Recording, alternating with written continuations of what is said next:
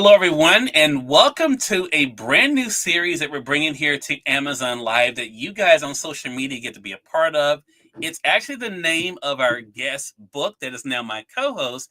It's okay not to be fabulous every day. You guys can see the book there. We're about to connect with our friends over on Instagram and on Amazon. So we're glad you all could join us on Facebook, LinkedIn, YouTube, X, as well as on Instagram. I'm going to go ahead and bring in our friends over there on Amazon so we can get started. And we're live on Amazon Live with the start of a brand new series that we're bringing here to Amazon featuring my co-host, Dalsimer. You guys see her there. She's the author of the bestseller here on Amazon, It's Okay Not to Be Fabulous Every Day. You all can see it there in the carousel. You can definitely, if you have not gotten the book for yourself, you want to add it to your own reading list.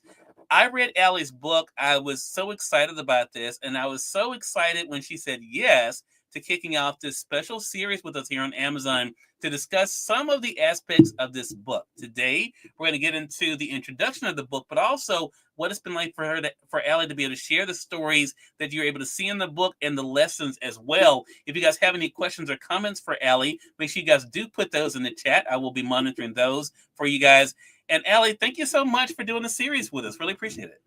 Well, thank you for asking. I'm excited for this first of the Cyrus and Allie live stream. So I think we're going to have a great time, and I'm looking forward to exploring the book with you. Look, I know it's going to be great. And I know our audience, what my hope is, of course, Allie, is that people pick up the book and see themselves in it, as I know they will, but also continue the conversations that you and I will be having here week after week. We're going to dive into the introduction here in a bit, Allie, but I want to begin by talking about where you are today. Being present is one of the things I know you work hard on. What has it been like for you to sit in this moment and to think of the success that's happened already with the book? It's okay not to be fabulous every day. Yeah, you know what? The response, especially recently, has been overwhelmingly positive, and it just is so inspiring to me and makes me feel good when I have people email me or DM me and talk about how different passages of the book or the progress of the journey in the book has helped them personally. And I've received a lot of positive feedback on that, and it's been very fulfilling and gratifying, and I feel almost selfish because I feel like I'm getting more out of their comments than maybe they're even getting from the book. But it's a win-win then, I guess. Yeah, yeah. The title in itself, and we're going to get into the introduction here. The title in itself, I think, is so fascinating, and I love the fact that it starts with those two powerful words, Ellie. It's okay. Yeah. I think a lot of times we, in our lives as adults, no matter what title or slash we have after our name, I think sometimes that assurance means so much. What has that been like for you to remind yourself that regardless of what has or hasn't happened, of those two words, it's okay? Absolutely. We talked briefly yesterday about the fact that even I, who wrote this book, forgets that sometimes, and it's important for us to remember that we, as individuals, as human beings, are flawed, and no one is perfect. No one should even try to aspire in any legitimate way to perfection. Certainly, you want to strive to be better all the time as an individual in whatever way is important to you. But it really is okay to embrace that you're not perfect, that it's okay that you can't do something on a given day. It's okay that you maybe want to take a step back. I was actually talking with someone the other day who has been going, and starting, they've started a new job, and they're working on some studies, and they're doing all these things. And it's starting to feel overwhelming. Yeah. Nothing's going wrong. It's just starting to feel like a lot. And the person said they're just starting to feel emotional all the time. They just sometimes just can't seem to catch their breath. And I was like, that's your body's way of saying, slow down. Yeah. Step back, take some time. It's okay. It's okay to grace yourself a little time, a little kindness, a little love, maybe take a walk in nature and just try to rejuvenate those batteries, because it is okay. It's okay not to be fabulous. It's okay not to be there for somebody if you yourself are needing that me time. And it's okay to love yourself in any situation. Love that. And as we go week through week in the series, Allie, I think that definitely comes through in the different messages you're able to share, but also the own reflections of your life and the words that have been poured into you. For those who don't know, before we do get into the introduction, what led you to write It's Okay Not to Be Fabulous Every Day? Well, it's a little bit of a journey.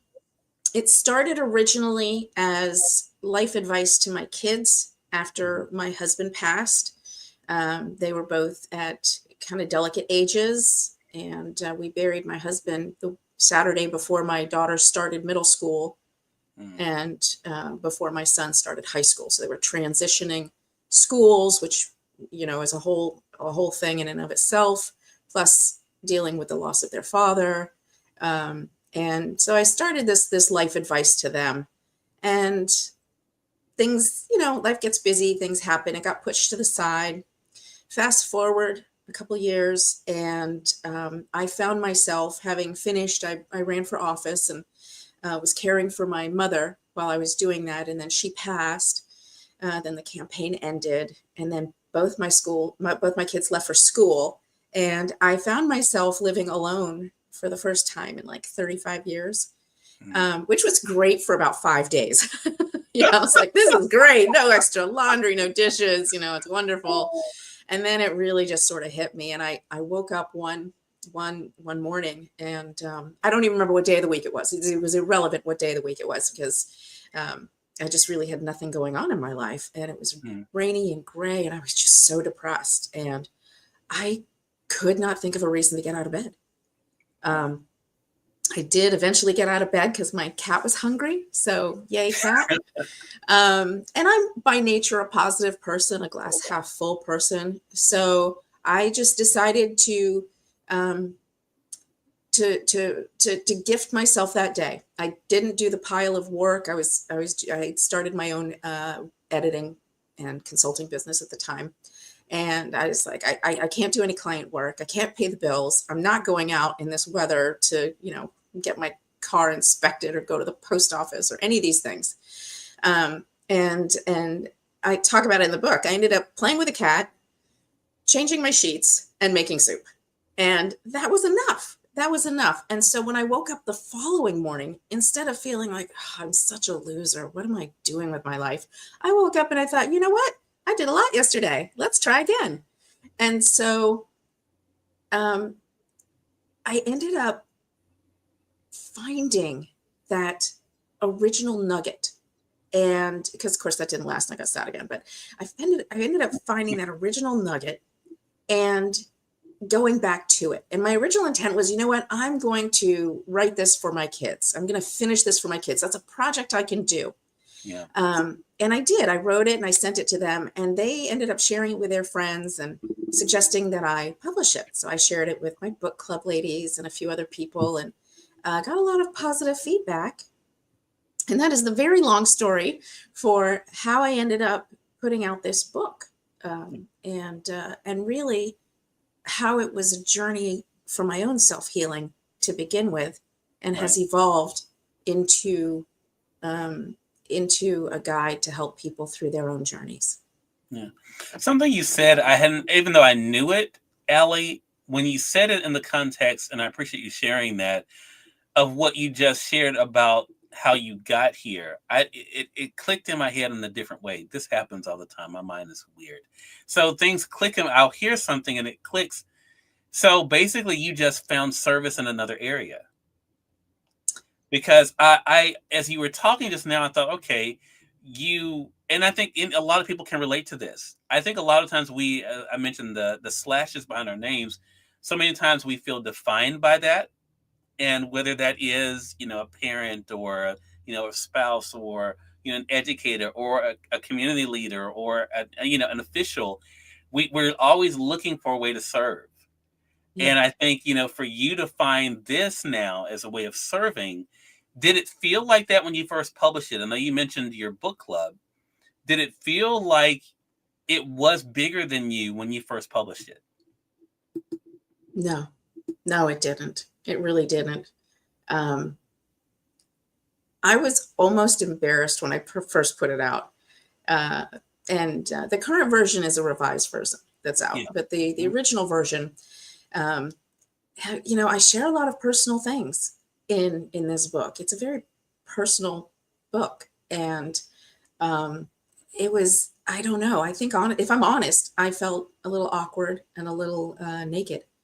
Mm. Um, and it wasn't until I started getting feedback from people emailing me, especially in response to snippets. I started a newsletter, and people would reply back from my newsletter and contact me primarily back then through that. And it wasn't until I started getting feedback from people saying, this book is really helping me, or when you say XYZ, that really spoke to me. And I really, really began to believe it, because like so many of us, I tend to minimize my own worth, or I used Mhm. to. And I think that's very common. And so it's the old, if you hear 10 compliments but one Mhm. criticism, you'll remember the criticism. Yeah. But eventually I wasn't getting any criticism from the book. I was just getting really positive feedback. And I started taking a deep look at the book and really investigating it, and decided, you know what? This is a good book and it's worthwhile, and the message is good. It needs a little work. So I went back and I revised it, and got some, had it professionally edited, and by somebody other than me, and added some bonus materials at the end, and put it back out. And I feel very proud of it now. Yeah. And I've received even more positive feedback. So it's a better product, and it's doing a better job, which is wonderful. Love that. I see you guys coming in over there on Amazon, as well as also on Instagram. Hello to you, Jennifer Hicks. Jennifer, we need to get together. Jennifer's from Mississippi as well. Good to be able to see you over there. I appreciate you guys over there on Facebook and LinkedIn as well. X, hello to you. I see you guys over there. If you guys have any questions or comments for Allie, put those in the chat. For those who are just tuning in, welcome. This is a kickoff to a brand new series that Allie and I are bringing to Amazon, but also are simulcasting on social media based on her book, It's Okay Not to Be Fabulous Every Day. It's a bestseller, as you guys can see there. It's available here on Amazon. I have the Kindle edition highlighted for you guys for $5.99, or you can get the paperback like I did for $10.95. I told Allie I just ordered an extra copy so I could be able to have it sitting up here while I was picking this one up, reading it from time to time. So, Ellie, let's go ahead and share. You had said you were going to share the introduction with us. If you Yeah, would, go ahead and share the introduction with us. absolutely. Let me put my glasses on so I can actually see the words. All right. I'm actually I'm still reading from my proof copy, but it's all marked. So Right, right. all right. And I do have these fun little bookmarks that sometimes I sign for Oh, folks at love it. events. Yeah, it's cool. All right. Introduction. A person who is truly satisfied with life is rich in all ways that matter. Every one of us, including you, deserves to live a joy-filled and successful life, excited by the possibilities of an abundant future. Yet all too often, we settle into a routine, a rut, a mediocre existence where we slog through a work week, fly through the weekends, rinse, repeat. The truth is, you deserve to live a happy and fulfilling life, one where you embrace your dreams as your reality. If you're willing to take that first step, you can and will actualize your destiny, becoming the person you were always meant to be. That's because everything you need to succeed is already inside you. Really, it's true. You were born with all you need to achieve your destiny and maximize your potential. So why haven't you? Good question. Why haven't so many of us? Why did it take me decades to finally start living my own dream life? Probably because, like so many of us, I allowed fear, doubt, insecurities, and naysayers to create barriers that obstructed and periodically derailed my journey. Of the barriers we face, I think it's the naysayers who do the most damage. Their constant negativity works like a drip, drip, drip of water on a stone, slowly creating a deep and lasting impression, convincing us we can't succeed. From the time we're young, external influences mold and shape us. When we're little, we're told to dream big. As we age, we're taught that our dreams are unrealistic and therefore unattainable. We're admonished to live in the real world, which means conforming to societal norms and parental and peer expectations. It's time to change that. Here's an ugly truth. Most people don't or won't understand your aspirations. Perhaps they don't believe in you, not fully. Perhaps they don't believe in your dream. Perhaps they can't grasp that a rising tide lifts all ships, operating instead under the misguided belief that in bringing others down, they elevate themselves. A petty and self-serving approach to life that leaves everyone miserable. In this book, I touch on all these subjects and more, including how, if you choose, you can overcome the stumbling blocks and naysayers and step into a more uplifting future, one where you internalize that your desired outcomes are attainable. This book is intended to provide a roadmap, leading you on a journey from sadness and self-recrimination through discovering hope and self-acceptance towards achieving your destiny and finding self-love. I've used anecdotes, famous quotes, and personal stories to help ignite your motivation and foster your positivity so you can maximize your personal potential. This book strips away the fluff and redundancies, focusing on the heart of the self-discovery journey while highlighting a few common pitfalls and barriers. Unlike so many self-help books, this is not a one-and-done read. The beauty of Fabulous is an understanding that our quests are never linear. We face unique challenges at varying points in our lives. For each step forward, we may take a couple steps back or even a few to the side. No matter where or when you stumble, you can open this book to a page that speaks to the difficulties you're facing and allow the words to guide and re-energize you so you can continue your quest. There is no right or wrong way to follow your path. It is your journey. If you stay focused on what you want, why you want it, and who you want along for the ride, you're going to make it. This book was a labor of love. Writing it helped me through a traumatic period of my life, bringing me out of despair through hope and into well-being and self-fulfillment. The decision to publish this thin volume was predicated on a desire to help guide others through that same process, because we all deserve to live a successful life, one where success means feeling deeply satisfied with who we are, where we are, and who we're with. Thank you for taking the time to read It's Okay Not to Be Fabulous every day, and congratulations on taking the first step towards becoming the you that you were always meant to be. Wow. I have to ask you on a personal note, how did it feel to read that out loud? Wonderful. I love sharing my book. Well, look, I felt like, honestly, as I was listening to you, like you were just in the room talking with us. That's how I've written it, Cyrus. I want it to be a conversation because I feel like just talking with people one-to-one is the best way to reach people. And also, it's the only way to reach understanding with people. We have to just have conversations, conversations live with Cyrus Webb, right?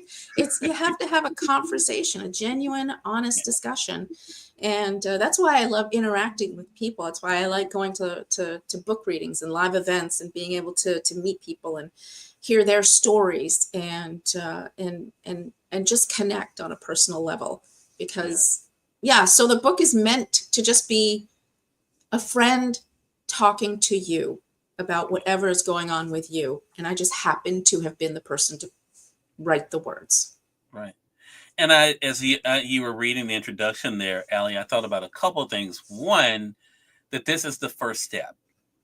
And I love the fact that we're able to start this now, because there are a lot of people I've already talked to, maybe you've talked to some as well, or maybe they may be watching or listening to our broadcast, who have already felt like, you know what, this is not the 2025 I thought this was going to be.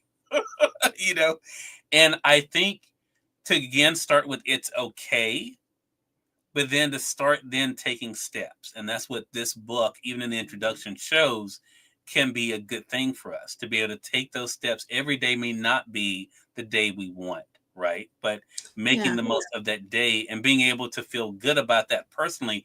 You and I, in another conversation, our audience can be able to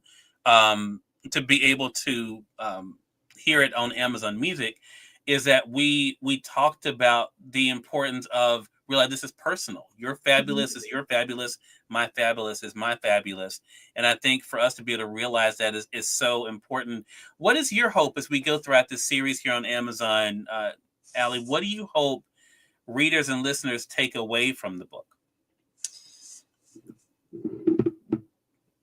I think the most important thing, Cyrus, is for everybody to realize that we all struggle. Every one of us has struggles either in our past, in our present, or in our future. Hopefully not all at the same time.